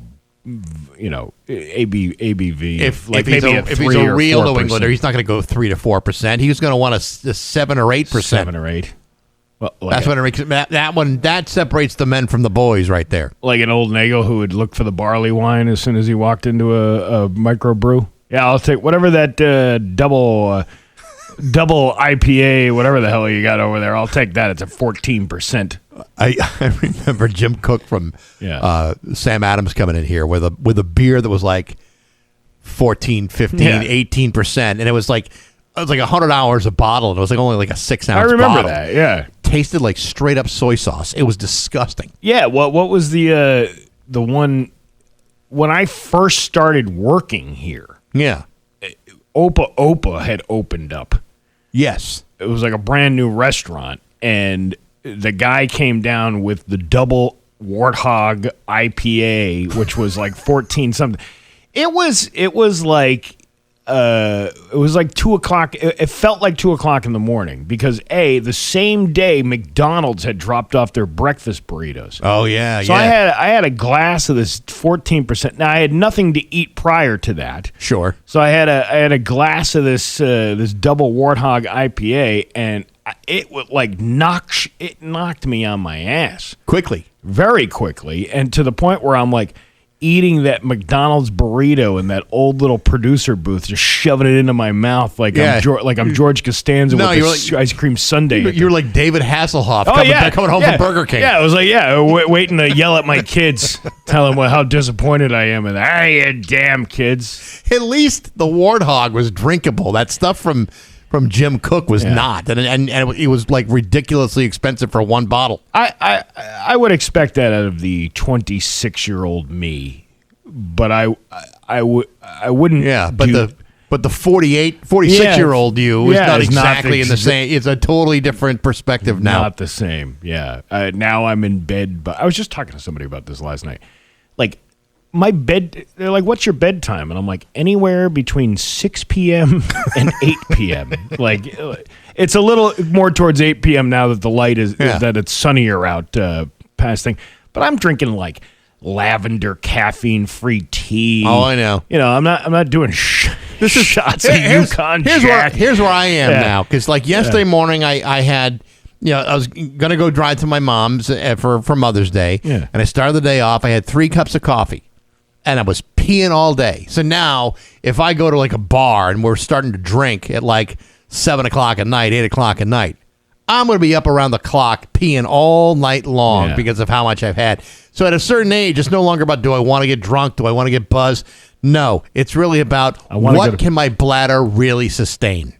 Yeah, it's about... And it ain't much. Marty says that about what food he's going to eat because he has to plan for the day of how the rest of his day is going to go, of how his gastrointestinal system is going to respond to what old people do now. Because I complain about him. He takes his sweet-ass time when he orders something at a restaurant. Yeah. But then he goes, because I have to think about... Do I want to be on the toilet for the rest of the afternoon, or do I want to be able to walk around and interact with other human beings? He's not wrong. No, he's not. He's not. We're old. It's 7:58. Hey, by the way, it is an Autumn Mist Monday. We got a $25 gift card to Autumn Mist Farm, the farm to table. You can't beat their meat. 10th caller right now, 293-1021, gets that gift card from Autumn Mist Farms. Good luck on Rock 102. Rock 102, Springfield's Classic Rock, 811, and AC/DC with Bax and Nagle on Rock 102. Cloudy today with a high of 62. It's 50 in downtown Springfield. All right, just a minute before we get into Fitzy, just got to tell you that the Metallica keyword for this hour is the word top. That's top. T-O-P. It's not a complicated word. It's easy to spell. You'll have until midnight tonight to enter the keyword into rock102.com for your chance to win tickets to see Metallica in Las Vegas at the Sphere. Good luck. You'll get another chance later on today. It's Metallica from Rock 102, Springfield's Classic Rock. And just remember, wherever there's a top, there's always a bottom. It's Fitzy from JohnnyNews.com. Fitzy, brought to you by Next Gen Roofing. They do this every single day. Here's from JohnnyNews.com. It's Fitzy. How are you, pal? Oh, Nagle from the top rope. Oh, I love it. That's the way we do things around here. By the way, I could not be happier than having this wonderful sponsor who's got a pun. They do this every single day. I see what you boys did there, and unlike Nagle's intro, I like it. I like I thought my intro was pretty good. Listen, I thought that was outstanding, buddy. It was moderately clever. But yet, but way to go to next gen roofing. Hey, listen, I've heard plenty of stories of you in the bathrooms at Fenway Park. You're definitely a bottom. Wow! Yeah. Wow! We're going there, and it's only 8:13. I won't even need that second cup of coffee. Hey, what do you think is more disappointing? Going to a Red Sox game or hanging out with Steve Nagle for 45 minutes? Well, listen, I've hung out with myself. I can tell you, it's me. Listen, I to be honest, after talking to him every day for 4.5 hours for like the last 20 years, to me that's splitting hairs. I could go either way on that one. At this point now, I was thinking yesterday. I was like, if you got tickets to go see a Red Sox game and you brought your mother on Mother's Day, during what inning does your mother turn to you and go, "What did I ever do to you?" Why are you subjecting me to this torture? Honest to God, I mean, I would probably, if I was somebody's mother and I got dragged to right field at Fenway only to watch the Red Sox crap themselves to a 4-1 finale, I'd be like, I think I'd rather be on hantavirus quarantine for 3 weeks than have to go to another Red Sox game. You know, last week when they won 3 in a row, I'm thinking, okay, well, maybe this is it. Maybe this is the turn. No, it was not. You still lost the next 2 out of the next 3 games. It's like even like a little crumb of optimism, is just going to get kicked into a fire somewhere. Yeah, I mean, at this point now, like you fell for it. You took the cheese backs. You fell right into their trap. This is what I like to call, it's a variation of Stockholm Syndrome. I call it Soxholm Syndrome, where you fall in love with your captor, and there's no way out. Yeah, you think you've got the Fenway fever, but it turns out to be Soxholm Syndrome, and you are in love with your imprisoner, and there's just no way out. And again, this is what we harped on last week, Nagle. You were trying to tell me everything's okay. It's wine and roses. It's cheese and sunshine because you got all these parades from years past to rely on. And now, look at us. We're infighting over the Red Sox. They hate each other. They can't figure out which direction they want to go. You got Kevin Garnett barking at Jason Tatum now on a podcast saying that he's mad at him for missing Game 7. The Bruins are in complete disarray. And at this point now, like what was more revealing last week? The UFO file dump by the Department of War, or Mike Vrabel getting on a boat with a 7-month pregnant Diana Rossini? I love incidentally, yeah. Go ahead, please. I was going to say, I love the fact that Pedro Martinez, goes in front of the cameras and says, "No, support your team." Meanwhile, he's blinking in code. Get me the hell out of here. Yeah, Mr. Martinez, blink twice if you feel unsafe at this point. Yeah, but honest to God. But think about it, man. I mean, listen, I'm just trying to paint a happier picture for you. It's all this doom and gloom. It's still really early in the season. If you really think about it, how many times have you had, you were like 15 games ahead and you're going in October and you're like, yeah, we're gonna get that playoff, and all of a sudden a complete collapse happens in September, and then all of a sudden you're 3 games behind. It happens. This team can turn things around. I have faith in them. Oh my God! Oh, this is is he reading from the script, or is he trying to suppress yes, overwhelming laughter while he says this? It was the script that my soul just wrote for you. Oh my! Please, good Lord! I found Tom Brady less nauseating last night on the roast of Kevin Hart than this nonsense. By the way, just for the record though, I don't know if you guys had a chance to watch any of that 3-hour, self-congratulatory, semi-interesting roast stuff. Brady being out there, in the fancy leather jacket with the alien face and the perfect teeth and everything. God love him. He brought more joy to me and everyone else in Patriots Nation, New England, and beyond for decades. More happiness than anybody named Skywalker, Lucas, Williams, or Washington. But it just is always going to be so strange to see Tom Brady the card salesman, Tom Brady the air fryer salesman, Tom Brady the rental car guy, Tom Brady the roast comic. Watching Brady up on stage last night, he was pretty good, but at the same time, it's like me hitting on a chick in a foreign language. I might get some of it right, but it's just going to end in a mess and probably in prison. Let's just knock it off now. Well, he's got some comedic chops to him. I mean, he's not. He can do pretty well. He can hold his own. I mean, he's no Drew Bledsoe. At least Bledsoe during his roast was actually funny. Oh, Bledsoe was so good a couple of years ago. At the roast of Tom Brady, he was an absolute savage. Just up there. Drew Bledsoe, Tom Brady. It's God again. Still my favorite person. Not brought into this earth by my wife, but Brady. He'll always be the best. But who's got it better in a lot of ways now than Bledsoe? He gets the Super Bowl ring from Super Bowl 36. He's beloved around here now, with revisionist historian lenses, because he helped lead the Patriots out of the darkness and began everything that led to Brady and the Tuck rule and Vinatieri and all that jazz. But now he's just he's a millionaire who just gets hammered on his own delicious wine every day and travels the country telling everybody jokes about Tom Brady. What could be better than Drew Bledsoe's life right now? I mean, all that internal bleeding was the best thing that ever happened to that guy. You know what? You know what? Actually, literally tasting your own blood while you're rushed to the hospital in downtown Boston 2 weeks after 9/11. Wow, that really does sound like a good time. Now that you mention it, it really does. You mentioned Mike Vrabel in the pictures of that nice young lady 7 months pregnant. Mm-hmm. Did you see yesterday the Patriots posted a Mother's Day greeting online? That went very, very well. Comments? Hilarious. Absolutely hysterical. Every other one was just like, the Patriots social team woke up this morning and chose violence. Happy Mother's Day. Or like, this post also came with a delete or save to draft folder button. Come on. Seriously. Oh, and also, here's a quick question for you guys. What is Mike Vrabel's favorite pasta sauce? What? Francesco Rinaldi. What do you think I was going to say? Prego? Oh!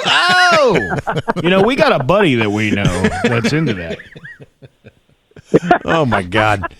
Honest to God, it was just so weird. Like, it's one thing if, the kid is named Mikey and, oh, no, that's a relative. Of course, it would never be after Vrabel, but then all these other videos come out and you're still like, I want the Maury Povich episode. If her soon-to-be ex-husband ever orders the paternity test, then this is going to get next-level dramatic. But, watching him, getting intimate with her, walking onto a boat when she's 6 months pregnant was, subcategory on, RedTube that was just not prepared for from my NFL coach.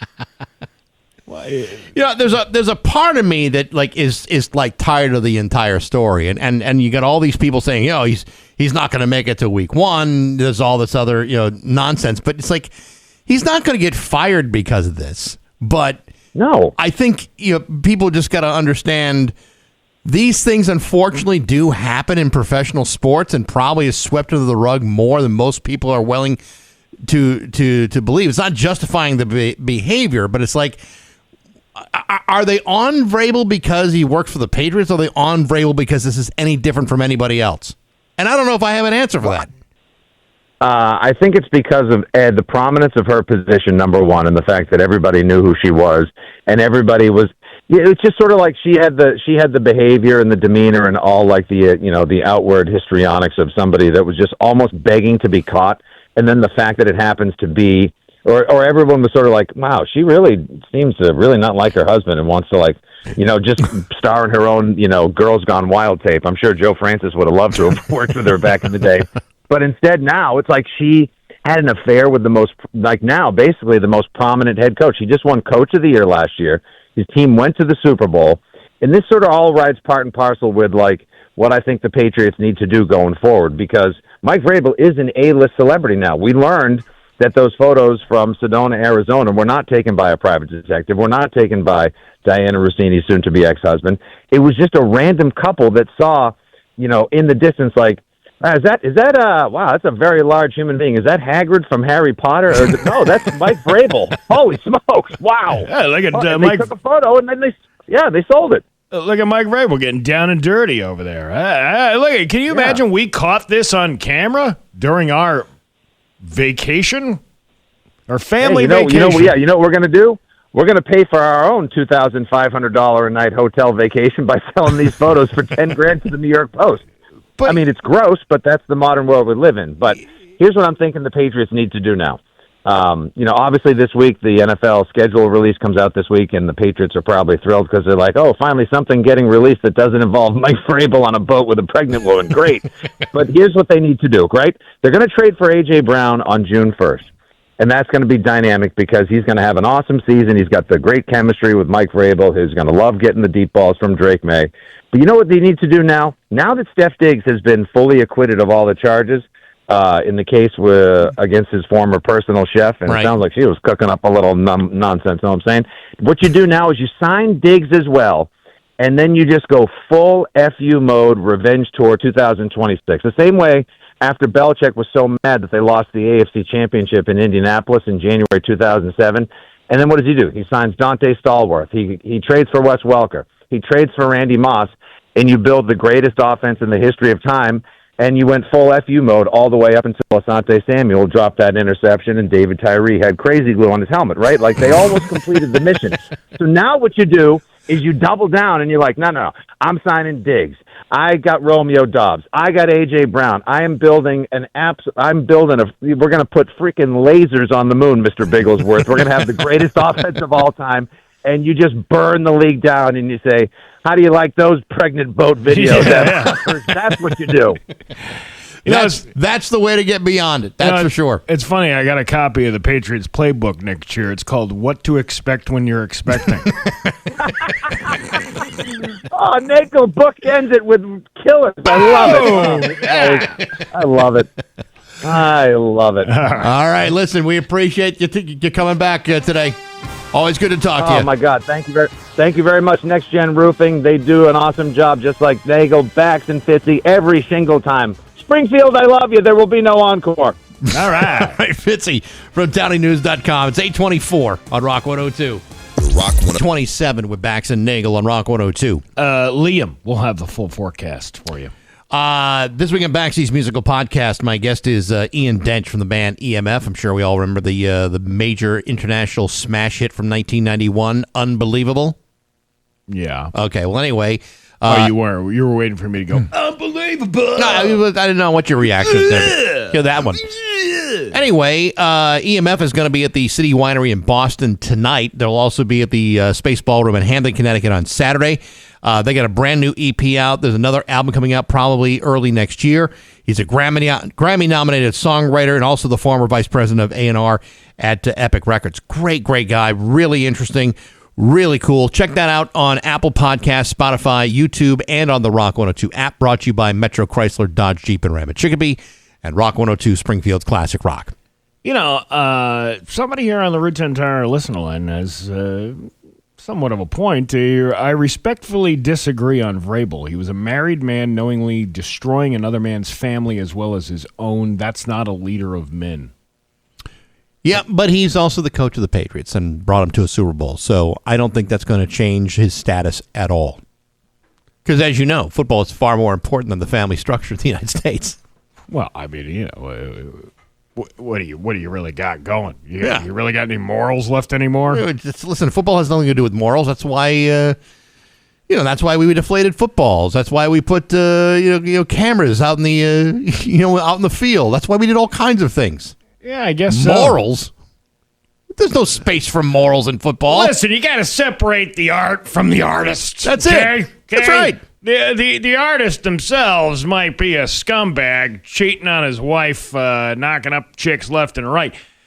But as a coach, I mean, he deserves a trophy. Listen, the real question is, can he get that A.J. Brown trade under the going or not? That's all I really care about. Yeah, I don't know. I don't know. We got news next on Rock 102. Here's your Western Mass News First Alert Forecast. A cool start to our Monday. Today will feature sun and clouds with highs ranging between 60 and 66 with a light breeze. Tonight, skies will end up going mostly clear, and it's a little bit chillier too, as lows fall to either side of 40 degrees. Tomorrow, we should see more sunshine, and it's a little bit warmer, with highs ranging between 62 and 68.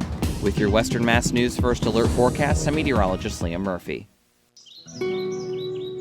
If you'd love to add trees and plants to your landscape, but you don't want to do the planting, you're in luck. Weinsick Nursery in Hadley offers complete planting services to customers who purchase plants from the nursery. Weinsick will dig your holes, add your compost, and finish with mulch. All you do is enjoy your beautiful landscape. Visit Weinsick Nursery on Route 9 in Hadley and at WeinsickNursery.com. We are the growers. Come to the source. The most powerful tool that I have is just letting that person know that I'm hearing them. That can change the life of a person. Caleb works with people who are in recovery. People that suffer addiction are really good people with a really bad disease. Just being compassionate with someone that has that disorder, for me, is rewarding. River Valley and ServiceNet are coming together. Now I have more resources that can help my client. Expanded access, exceptional care. River Valley Counseling Center, now a member of ServiceNet. Together works better. When you buy a new roof, do you really know what you're getting? Well, when you work with Dave Miner Exterior Home Improvements, here's exactly what you'll get. Every roof comes with a 50-year material and labor warranty. So when the New England weather hits your home with torrential downpours, nasty ice dams, hurricane force winds, and even hail, you don't need to worry. And every roof comes with a Street Fighter algae-resistant warranty, keeping your roof looking beautiful longer. You always know what you're getting with Dave Miner. Get started at daveminerroofing.com. If Talon Furniture were a rock band, we've just gone from playing little bars to arenas. Talon Furniture was a small furniture store on the far side of Amherst. The new Talon Furniture is over 5 times bigger, and now we're in Hadley, so you know we've really arrived. Now we can have more mattresses on display, including Heirloom, a top-of-the-line mattress hand-tufted with 18-inch needles. It starts 18 inches thick, the tufting compresses it to 15 inches. It always wants to return to 18, but it's so well tufted, it can't. See, with a manufactured mattress, you'll get little air pockets, and over time, they get worse, and that's why a mattress degrades. Not an Heirloom. You couldn't make an Heirloom mattress in a factory. Try one out at Talon Furniture, now in Hadley, behind the Walmart. We're also right on the bike path and have nice restrooms, and filtered water. So don't be shy. Stop in. You don't have to buy anything. 8:32 with Bax and Nagle and Rock 102. It's time for news brought to you by Aquapump, an expert in all water supply systems from the well to the pump and into the house. Here's local radio icon Steve Nagle. Thanks, Bax. You know, we have these buttons. They're cough buttons. Yes. So you can push the button so it mutes the microphone so you can cough or snot or whatever you got to do. Right. I just realized as I was pushing the Yeah. cuts. Yep. Look at the button on the board. Watch that. Watch it. It turns the light off. Yeah. Oh, wow. Can you imagine after all those years and that dump over there that we have a functional radio station? I tell you what, I mean, like things that actually work. I thank God every day for all this new spectacular equipment expertly installed by our engineering staff. Yeah. Meanwhile, you had a rat over there at 45 Fisher Avenue at nighttime, smoking filter Lucky Strikes, non-filter Lucky Strikes. Yeah. You're waiting for me to come in. What's on the show today? That kind of thing. What are you doing? Who's coming in? You got any T-shirts? Is that Judy gonna bring some food that I can eat out of the trash later on? I'll eat the rest of it. I know it's good. It's always from a good place. Anyhow, a bear cub was spotted in a backyard on Montgomery trying to take down a bird feeder on Friday. Where? Montgomery. You mean Montgomery? No, it's Montgomery. It's Montgomery. That's how it's pronounced. The people in Montgomery don't say Montgomery. It's Montgomery. Well, isn't it like it's a mountain? It's Montgomery. No, it's Montgomery. Okay, whatever you say. I like how I'm just telling you. Yeah, I like how you're the orienteering expert over here, telling us how to get to one town to another and how to pronounce them. Montgomery. It's a big giant mountain. No, they're merry up there. They go merry every day. No, it's actually Montgomery. They really went merry when they got that electronic sign in front of the town, in front of the fire station. Well, that was a big day because that's the day that they just installed electricity in that town. But it's only on one side. They couldn't right. afford the other side. Maybe next year. Cynthia Harris sent a video of a bear standing on its hind legs, making its best effort to reach the bird feeder. The cub walked upright, sat right down, and Daddy let his mind go long. Yes. No, he walked upright in a circle in what Harris called a dance before eventually giving up on his potential snack. In the spring, black bears will feed on emerging plants, grubs, insects, dead animals, and young deer. They're also likely to visit residential areas, such as this one, if there are bird feeders or unsecured trash available. Bears have an excellent smell and a long-term memory and can recall a food source location years after their first visit. You know, Steve, this is going to seem, I don't mean dismissive of the story, but it's like bears are all around in Western Mass. No, in they're the not. woods and mountains. And, I mean, there's been bears in my neighborhood. It's very rare. It's not that rare. No, it's not that rare. They're out there. You know what? I saw this story, this documentary of these 3 bears that lived in a house, and there was this young girl that would come in there, and the bears went out. I think it went to Target or something like that. Mm-hmm. She sleeps in their bed. She eats their porridge. She does all kinds of things. And And it was a fascinating story about how the bears discovered this young girl living in their house. I believe you're describing the plot line to the Grimm's fairy tales of Goldilocks and the Three Bears. Oh, you've seen it? Yes. Oh, okay. Yeah, many times. Many times. Good to know. The one was too hot. The one was porridge too was cold. too hot. One was just right. And one was just right. Yeah, this one's too hard. This one's too soft. This is a weird headline on WFSV. Crash bus closes I-91 ramp. A crash bus? No, it's a crash with a bus. Close the ramp. So why don't they just say bus crash closes ramp versus crash bus? I don't have an answer for that. The Probably ramp, the same type of reporting that says, hey, this bear in the woods is our top story. a ramp from I-91 south to I-84 east in Hartford is closed because of a crash. The State Department of Transportation said the exit 30 ramp was closed around... it has since reopened. It was closed around 6 a.m. this morning. I just thought crash bus. What's a crash bus? I don't know. I've seen something similar on the internet, but it's different kind of bus. Is that where the bangs are? All the bangs going on? Where I don't know if there's explosives on the bus or the not. The bang bus? Yeah, well, that's the one I was thinking about. Now, is that the one where they I can see where you might not be paying attention to traffic. Is that the one where they show the guy, somebody hot, and then blindfold him in the back of the bus, and then have somebody else step in as if it was like a switcheroo kind of thing? I don't know about that particular bus route. I suppose that's always a possibility. You'll switcheroo. Yeah, I don't know if I've ever seen that. I don't think I've never seen that pulling out of the PVTA. I mean, that would explain why there would be a crash. Who can concentrate on the road? I was going to say, if you're doing all that stuff. That's right. Yeah. Yet your pets, make sure that you're looking at your dog food. Dog owners, listen up. Albright's Raw Pet Food is recalling a single lot of its chicken recipe for dogs due to possible salmonella contamination. The products were sold in 1-pound pouches. The lot code is COO 1730 and has a Best Buy date of April 28th of 2027. I'm sorry, COO 1730. 1730. Yeah. It has a Best Buy date of April 28th of 27. They were directly sold to customers nationwide, a small number of retailers in Massachusetts, Connecticut, California, South Carolina, North Carolina, Wisconsin, and New York. No illnesses have been reported in connection with the recall, but as a precaution, you can return it. And just in case like one of those packages were to show up here in Massachusetts? Yeah. Okay. Well, I'm sure that they have been sold here. So it's Albright's Raw Pet Food. Lot code C00 or COO. COO 1730. 1730. With a date of April 27th, 2027. April 27th, 27. Okay, I got it. All right? I got it. Okay.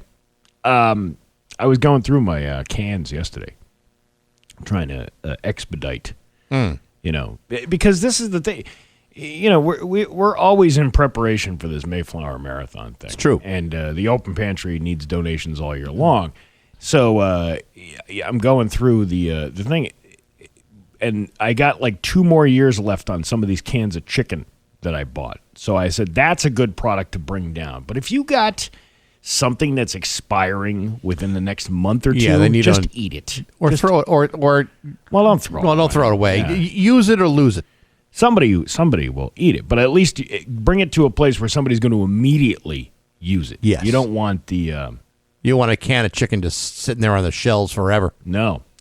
Did you know there's snakes down in Hartford? In West Hartford, anyway? Really? Yeah. That's almost as unusual as a bear in Massachusetts. A woman in West Hartford shared a video of a venomous copperhead snake she spotted in town. Did you ever have copperhead before? Not the venomous kind. After watching Channel 3's story on Thursday about a sighting at the West Hartford Reservoir, Paula Bowman said she too saw one in the same area. Steve, I believe that's pronounced reservoir. I think it's reservoir. Nope, it's reservoir. It's I believe that is Bangladeshian. It is not for water. It is an English word for body of water. Bowman said hers was near reserved body of water. Reservoir, #2 on the Teacher's Trail on Friday. Number 2. No, it's #2. No, it's number 2. You know, I gotta hold your hand for everything. Yes, you do. You know, if you asked a younger person if that was a hashtag or a number sign, yeah, they would say hashtag. Well, but it's the context of what you're reporting. I know, but we're trying to be the cool old people by telling the young, yeah, it's #2. Really? Yeah. And these kids are like, wow, they knew what that meant. We were just talking about that at the Brian Damage concert at MGM. Yeah. Migum. Thank you for your segment on Thursday on Copperheads. Because of it, my husband, grand dog, and I were careful. Your grand dog? Grand dog. Well, they are fur babies. No, I got it. You know, you don't want the fur baby, even if it is your grand dog. So what she had... So her daughter has a dog, and they refer to it as a grand dog. Is that, or is it the dog that they had got knocked up, then had children, so then you would be the grandmother of the dog? I think if you have a dog that has been procreating, then it's just your dog. But if your child has a dog, then you sometimes refer to it as a grand dog. Huh.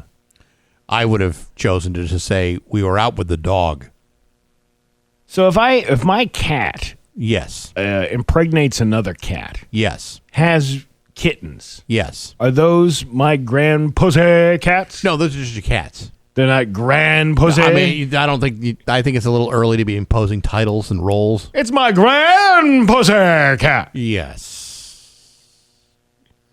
It's probably not necessary. Probably just saying cat would be enough. People would know, oh, he's got a cat. Oh, my God, look at the time. It's going to be mostly cloudy today with a high of 62. Tomorrow, mix of sun and clouds with a high of 65. It is 53 right now in downtown Springfield. I'm Steve Nagle, and that's the news on Rock 102. Oh, yeah. John Giuliano from Eastern States Exposition is here. JJ, big news out of the... Rock 102, Springfield's Classic Rock. 850. And Def Leppard with Bax and Nagle on Rock 102. It's going to be cloudy, I guess, today with a high of 62. It's 53 in downtown Springfield. The 953rd Pancake Breakfast is this weekend. And in the studio with us is not only Judy Matt from the Spirit of Springfield, but also the honorary chair, State Rep Carlos Gonzalez. Good to see both of you. Oh, thank you. Thanks for you seeing us. be here. No, absolutely. Thank you for being here, and congratulations on being the honorary chair this year. Well, it's deeply an honor, a privilege, and I am so humble for this recognition. And thank Judy and the board of directors of the Spirit of Springfield. Look forward to a salsa, soul, and rock and roll pancake breakfast. I have to thank you because the last time you and I were together, we were at a Free Music Friday at MGM introducing. I can't remember the name of the band. Do you remember the name of the band? I don't. But it was a Latin-based band. And I was like, I don't even know how I'm going to introduce these folks. Luckily, you stepped up to the plate, did the whole thing in Espanol, and I'm like, he saved me from butchering that entire thing. So thank you. It's lovely to have you here today. Yeah. And I think the last time I saw you, we were at the Basketball Hall of Fame for something that doesn't even be talked about anymore. But anyway, that's right. Great to have both of you. The Pancake Breakfast is Saturday, and that's exciting. Yeah. Yeah, it's the 951st. Yeah. So the preparations are already underway, and what's coming up this year? Well, we have some special things because it's the 250th anniversary. So there's going to be a lot of patriotism and a lot of things that are going to be tied into that. We have a flash mob that's going to be done to a lot of the groups are going to be doing it into Born in the USA. We have a fife and drum corps. We have so much stuff, more than we have ever had. We have 39 exhibitors just on the street. Wow. Those are just nonprofits. Then we have people who are paying to be there that want to see that crowd, And we have the National Guard. We have reenactors. So it's going to be a lot of fun. And it's very, very cheap. It's children are only $1, adults are only $3, right? Right. And last week, American Medical Response delivered 70,000 tickets to Hampden County. Anybody that wants a ticket, children, certainly can get them. And then we delivered them to all the shelters last week, too. That's great. He just called and asked. It's not about money. Not about money at all. You have to work very hard to pay for this breakfast. Well, it's a big deal. I mean, how many people did you serve last year? Probably 11,000. 11. I mean, that's a lot of pancakes. Yeah. A lot of juice. A lot of bacon. Did you see the forecast already? It looks pretty good. It looks outstanding. Yeah, They're saying I'm afraid to 70, say it. mostly sunny and 77. You couldn't ask for a better day for pancakes. Yeah. So no, we're always grateful, and I gave you a list of the people who have donated food, and then MGM, of course, gives us $25,000. You know, and people say, well, how come you have to have money when you get all the food? Well, there's tables, tents, chairs, all kinds of stuff to make it safe and sound. But everybody's there to help us because it's not about us. It's about bringing people together. And that's why we thought for the 250th anniversary, who better than Carlos Gonzalez, who brings everybody together. The honorary chair this year. Yeah. Tell us, what is the honorary chair, the duties of that? Do you get pancakes first? Well, I'll serve you first. My role is Well, that to be, seems like a ripoff, if you ask me. I've always stated that I'm the people's representative, so I'm here to serve. So having the opportunity to serve pancakes was great to the most prestigious, family-friendly event in Western Massachusetts, and that's the pancake breakfast. See, this is why I don't get asked to be the honorary chair, because I'd be pushing people out of the way and say, come on, get out of my way. Pancakes, they're mine. Yeah, Me first. I mean, come on. You can eat first. You're going to be there before everybody else is. And when BJ Calvy's waving a piece of bacon in front of you going, come on, I know you want some. Get it before it's gone, That's before it. they all get here. Yeah. Well, if it's not filmed, it didn't happen. So That's right, yeah. Now, the preparations for this event are pretty remarkable because, I mean, you're talking about the closure of one of the busiest streets downtown, Main Street. Mm-hmm. When does all of that start? I mean, the Friday actual morning. prep. Yeah, Friday morning that starts at 7, 8 o'clock. Well, actually just past that time when people come into work, and then we have to close it from State and Main to Bridge to start setting the tables up because it's a big production. You know? It's also, I mean, this is the first year in a long time that Court Square is now reopened and looking great. Yeah. A lot of things have happened.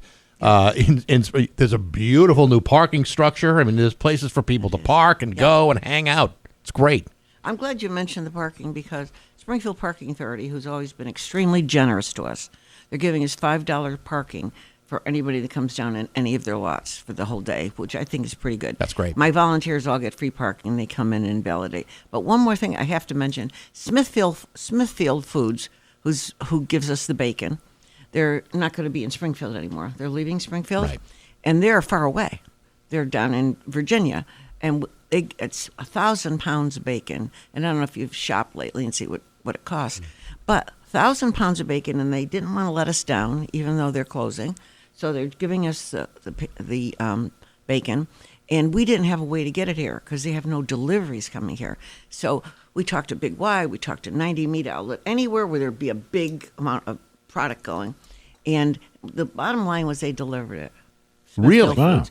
I mean, you know something? You got to, I think the representative maybe does something nice. The mayor certainly has to do, just write a nice note saying how great, we thank them, but we're just us. But, you know, having someone from an important position, you know, it's just amazing what people do to make this work for us. Yeah, no, I think that's great. I mean, obviously, there was probably some no control about moving out of Springfield, but at least they're still giving to the community they were here for. That's awesome. A long time. Very good of them to do. Yeah. You know, we try to estimate what Cabot Creamery, they give us butter every year, 7,000 pounds.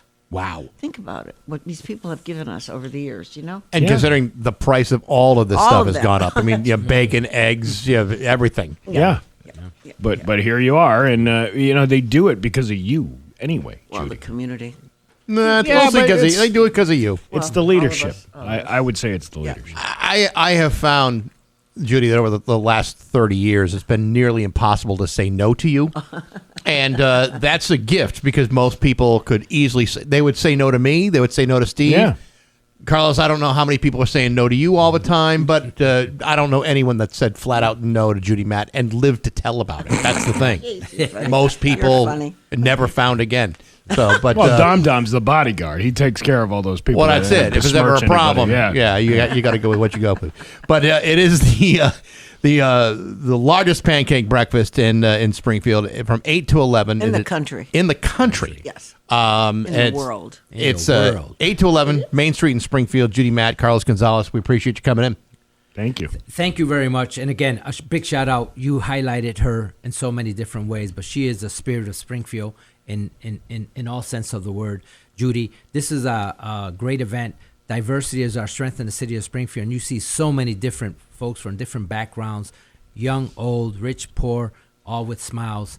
And although the price of goods have gone up, the price of pancakes at the pancake breakfast are only $1 for children and $3 for individuals. It's wonderful. It's great. She also didn't mention that right after the pancake breakfast, Bright Night starts setting up right in Forest Park at that very moment. Don't remind me.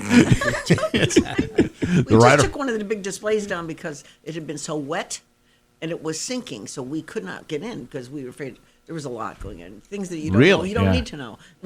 Probably better off not knowing. Not knowing, right. Judy, Carlos, great to see you both. Thank you. Thank you so much. And I just got to end with this. You know, being here with Angle, Bax and Nagle, but, you know, Bax and O'Brien was like something I never really listened to English radio, but you guys were on the road there for a bit of time. It just brings back memories, seeing him at the pancake breakfast and now all of you together. So just want to shout out to well, we appreciate it. You know what? And to continue the spirit, people listen to us and still don't know what the hell we're talking about. So it doesn't matter what language you speak. Right. Doesn't matter what your native language is. We appreciate it. Best of luck on Saturday. It's 8:59 with Bax and Nagle on Rock 102. Call or text us anytime on the Route 10 Tire listener line at 413-297-0009.